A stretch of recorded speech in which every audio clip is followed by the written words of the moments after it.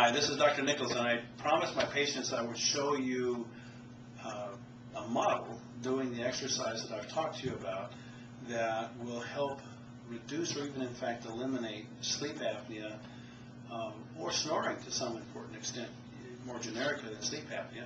And incidentally, and not unimportantly, is helpful for things like double chin and exaggerated nasolabial folds. In other words, it has some cosmetic benefits as well. In any case, here's the video. This is John, and many of you will know him from Tempest. He's a patient. So thank you. Enjoy the video. Now, it's simple. You do each one of these two exercises 20 times, once a day. Within 2 to 4 weeks, you'll see a cosmetic change. Within 4 to 6 weeks, sometimes less, you will clearly, objectively see a difference in your snoring and in your sleep apnea. It's not hard. Do it when you brush your teeth. Don't make a big deal of it. It does have to be done. It does have to be done in this extreme way that you see, John.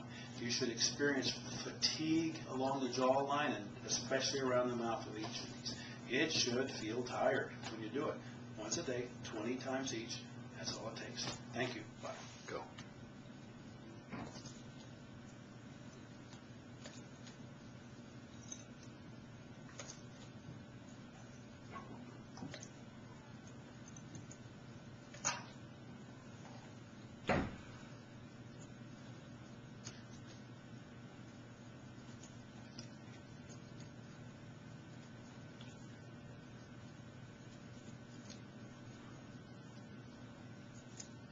Do another.